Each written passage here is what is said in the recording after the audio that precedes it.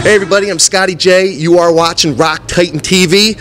I am here tonight with 2/5 of Candlebox, Kevin Martin and Brian Quinn. Guys, how you doing tonight?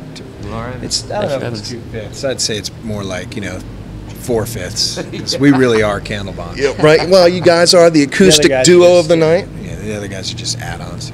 That's very nice of you to say. Well, speaking of just add-ons, I know that you guys recently picked up Robin Diaz not too long ago. We've been trying to drop him ever since we picked him up. Kid won't get out of the car. You know what's funny?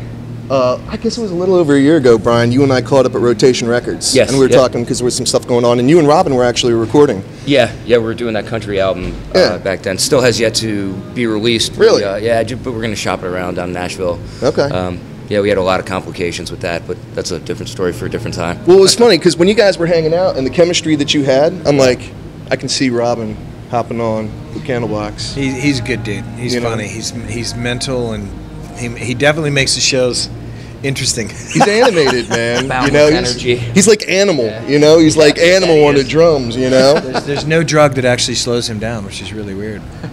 Now, how do you guys know? Have you guys got like the vending machine? I think he's pretty much tried everything out there, and it just doesn't seem to work. So. All right. We love you, Robin. Yeah. Indeed, we do. And so we go from disappearing in airports to losing our shirts in the casino. Because we are here at Harrah's Casino tonight, and Brian, I know this is home for you. Yes, for the most part. How do you guys feel about playing in front of this crowd tonight? How stoked are you? I'm stoked to be here for sure. This is my first time doing anything with Candlebox in the Philly city limits. So. Is it really? Yeah. Wow.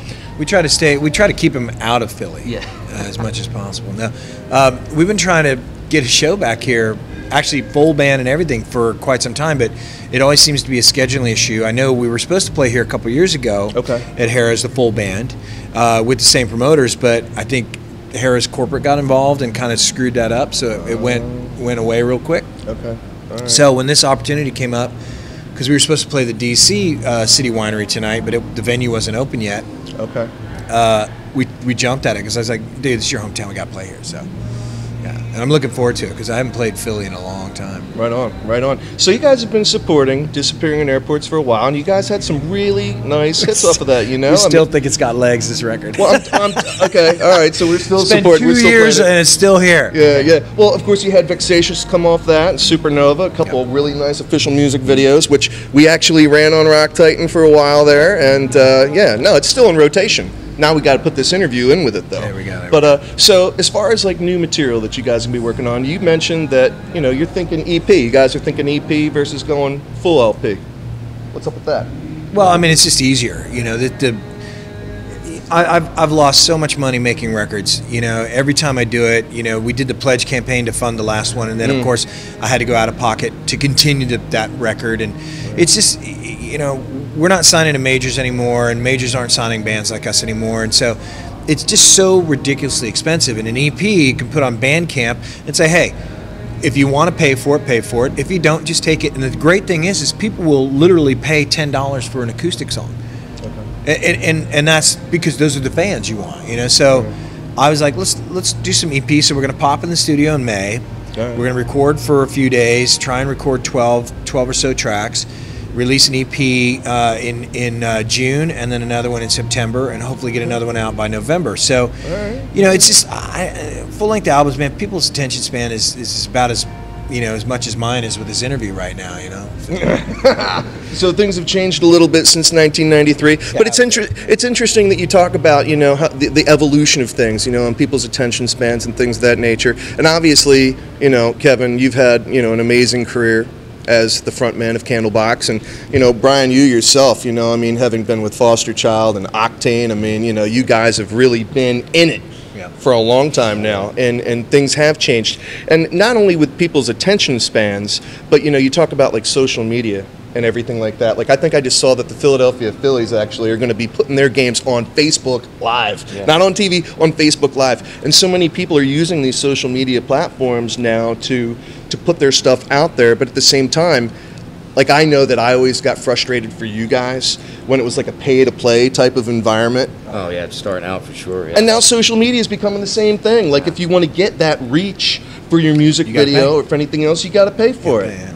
It's bullshit. Everybody's trying to monetize off the arts, and the artist doesn't make any fucking money. You know, I'm sorry, can I swear? Yeah, dude. But I mean, seriously, yeah. You know, it's long gone are the days where you could put out an album and sell 100, 200,000 copies and walk away with $100,000.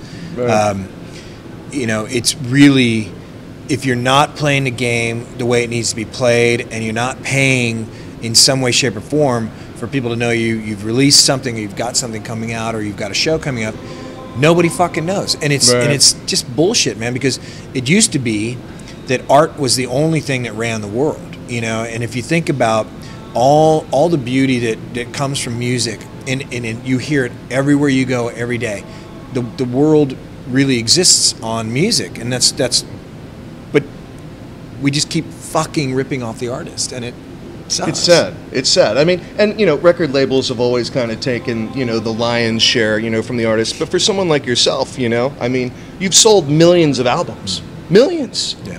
You know, and you know, having that run with the major record label, you know, and then you said, you know, even it's your preference now to necessarily not be with those big labels, or am I wrong about that? No, I definitely would never sign to a major. You know, even if like Warner Brothers came to you, Sony, any of those guys? No, you like where you're at now? I don't care anymore.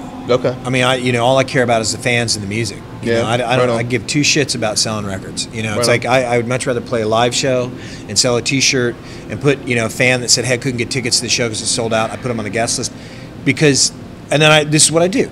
If you write to me and you say I couldn't get tickets, I really want to come to the show, I'm like, I'll put you on the guest list, but you have to buy 2 shirts. Right. If 2 of you are coming, that's the cost of the ticket. Right. You miss the ticket, you got to buy a shirt. Right. You know, and that's kind of, you know, that's my rule. I don't know if anybody else does that, but I mean, you know, I try my best to include the fans in my world because they've given me my career, and I'll never forget that. So I would never sign to a major. I would much rather put music out for free and have people come see the shows and buy a T-shirt and see the band, you know. Right on. I mean, we're great fucking players. That guy over there has got. I was just going to ask you what you think about Quinn over here. You know, he's got magic fingers. I think he's one of the best guitar players I've ever had a chance to play with.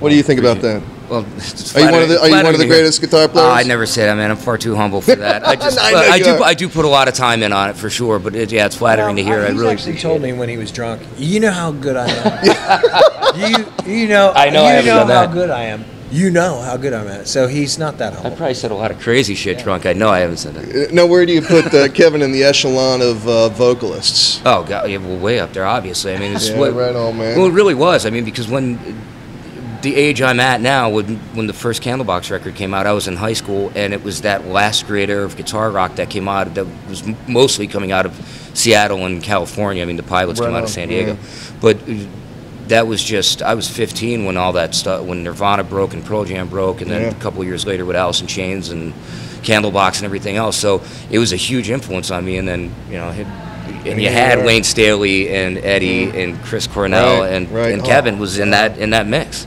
you know. And now, don't you go leaving us, man. That's good. Never. Seriously. Well, it's crazy, and it's crazy to think that Ed and Kevin are the only 2 left. Dude, I mean, that is scary. Crazy, and they were his buddies. You know? I mean, right. I mean, for you, coming out of Seattle, I mean, those are peers of yours, man. I mean, how have you handled all of this? I have to ask you personally, because obviously that's got to hit really close to home for you, not just as a musician, but coming out of Seattle and coming up at the same time with these guys. Well, yesterday was strange. You know, I met Lane when I was 16 years old. I met Lane and Chris and Andy and all those guys. I was working at a shoe store. And you sold shoes? I sold shoes at a place called I wasn't Al Bundy, but I sold them at a place called Blue Box. And Susan Silver was managing Alice in Chains and Soundgarden and Mother Love Bone and all these bands at the time. So they would come in looking for their flyers to hang up around the city, and that's how I met all the guys. Okay. So when I met Lane, I was 16, and he was singing in. I think was he in Diamond Lie and Jerry? No, he was in Alice. And Jerry was in Diamond Line. I can't remember the band scenario because it was kind of incestuous back then. But But my rehearsal room was right next door to Alice's when Lane joined Alice in Chains. So and I was playing drums in a punk band.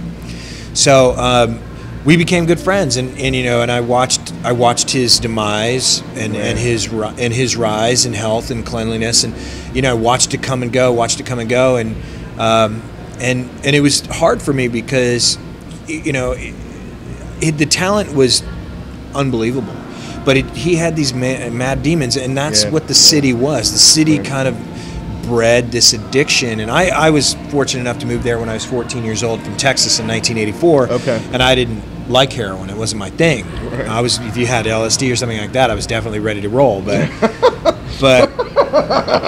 but yeah, I mean, it was yesterday was hard, you know, and when Chris passed away, that was a real shock because I never saw that side of him. I didn't think he was that dark of a person. Yeah. And of course, Andy, you know, that was a struggle that I think everybody thought was inevitable. Right. You know, heroin is one of those drugs that you just got to stay away from, and what's going on in the world right now, especially in the States with this fentanyl and shit. I mean, it's scary times. The opioid epidemic is insane. Now, have you guys gotten involved with any of that at all, being as prominent as it is, and how much it's affected? No. You know, I'm not even going to go near it. I mean, never. But but I mean, in terms of like standing up for the cause or getting absolutely doing benefit concerts and stuff like that. I have for sure. Yeah.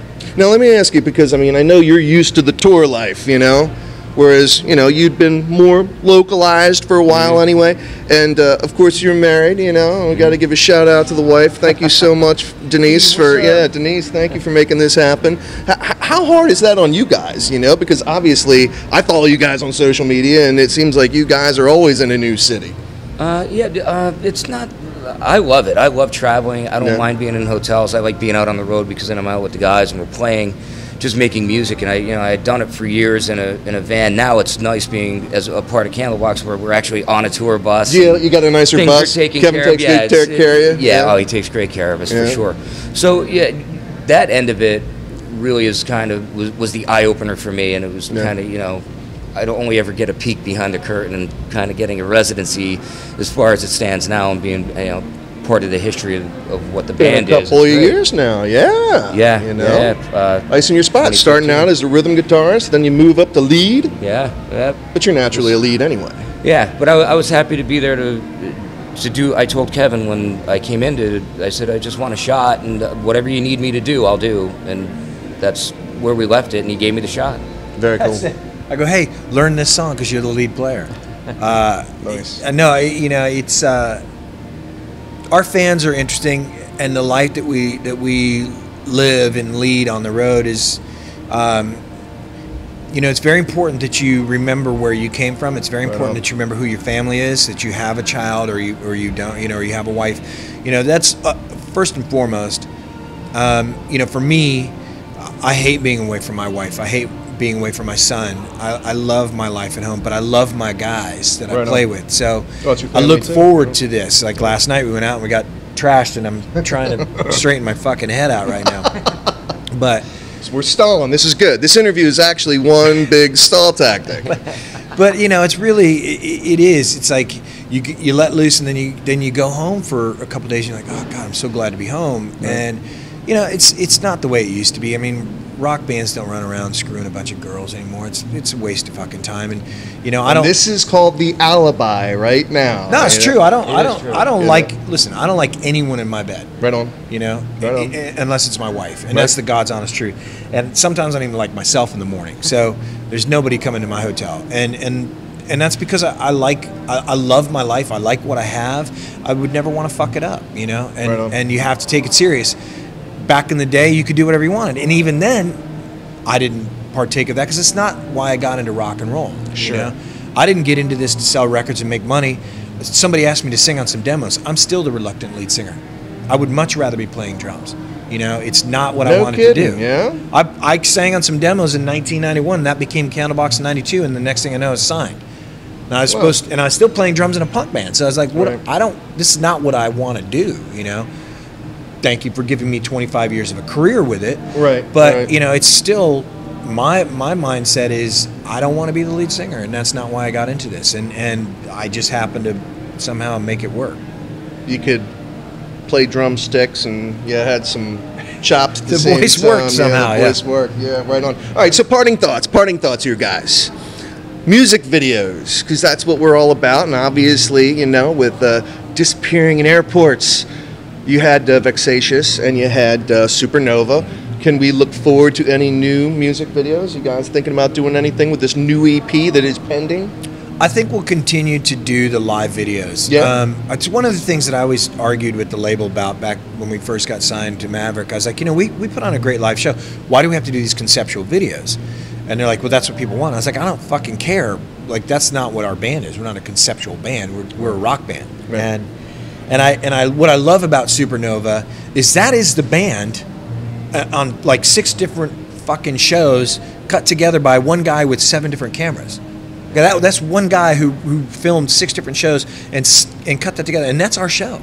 Maybe we'll have to do some of that tonight. And I mean, you know, that's the thing. Like, that's what I love about rock and roll, man. It's like, I don't want to. You don't want to see me walking down the street going, "Ooh, what's up?" You know, like some kind of shit like that. Truthful to how we get along on the road, like how the band is with each other. I mean, it's, you know, it was all pretty much candid stuff, other than, you know, us doing the live show. But it wasn't. They weren't stopping and restarting. And we got to get this shot and that shot. It was just. It was all organic and live. And yeah, very cool. Very cool. All right. Well, everybody, again, I am Scotty J. You are watching Rock Titan TV, and I am here with Candlebox, Kevin Martin, Brian Quinn, at Harris Casino in Chester, Pennsylvania.